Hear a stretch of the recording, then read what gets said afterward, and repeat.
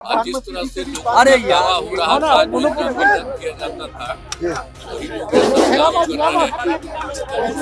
धीरे-धीरे लोगों को खराब लगे, तो इसीलिए आज लोगों ने दे दिया।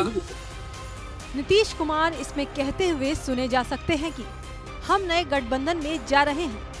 आरजेडी काम का क्रेडिट ले रही थी और इन तेजस्वी के साथ सरकार में आए नीतीश कुमार ने इस सरकार के कार्यकाल पर भी विराम लगा दिया और बिहार में जारी सियासी हलचल को शांत कर लगातार 9वीं बार बीजेपी के सहयोग से मुख्यमंत्री की कुर्सी की तरफ बढ़ रहे हैं। लेकिन इस कहानी की पटकथा बहुत पहले से लिखी जा रही थी।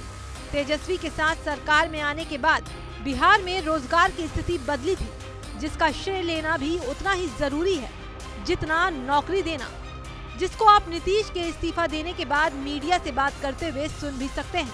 नीतीश का आरोप है कि राजद और डिप्टी सीएम तेजस्वी सारी नौकरियों का क्रेडिट खुद ही ले रहे हैं, बल्कि ये सारी नीतियां हमारी हैं।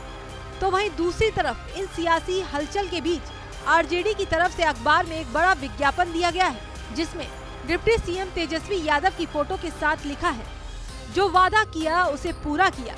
और इसमें देखा जा सकता है कि रोजगार और जातीय जनगणना का पूरा क्रेडिट भी तेजस्वी को ही दिया गया है। इस विज्ञापन के जरिए बिहार की जनता को आरजेडी ने संदेश देना चाहती है कि सारे काम केवल और केवल तेजस्वी ही कर सकते हैं, जिसकी टैगलाइन है, आपने कहा, आपने किया और आप ही करेंगे। इस पर पलटवार करते हुए जेडीयू नेता नीरज कुमार ने कहा, ये फर्जीवाड़ा कर रहे हैं, महागठबंधन को काम का क्रेडिट है तो कांग्रेस और लेफ्ट कहाँ है? आरजेडी के नेताओं के कारण ये हाल हुआ। नौकरी में वो सेटिंग चाहते थे और आरजेडी के मंत्री लगातार धार्मिक टिप्पणी कर रहे थे। राष्ट्रीय जनता दल को कि नीतीश कुमार जी ने बड़े पैमाने पर नियुक्ति की और नियुक्ति में कोई घाल मेल नहीं हो पाया, पदस्थापन का खेल नहीं हो पाया, जैसे राजस्व विभाग में करने की कोशिश की थी, अंडरहैंड डीलिंग नहीं हुआ। तो ये डीलिंग नहीं होगा तो हम राजनीति का डील करते हैं, हम धन कमाने का डील नहीं करते हैं। हमने रास्ता खोजा कि गवर्नेंस से कोई समझौता नहीं, अगर करोगे तो रास्ता नापो।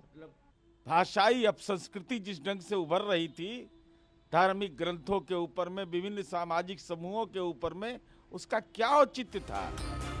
लेकिन इन सब बातों का असर जनता पर कितना होगा और बिहार की जनता किसकी तरफ जाएगी, ये तो 2024 के लोकसभा और 2025 के बिहार विधानसभा चुनाव के नतीजों के बाद ही मालूम होगा। फिलहाल तो दोनों दल एक दूसरे पर आरोप प्रत्यारोप लगाते नहीं थक रहे हैं।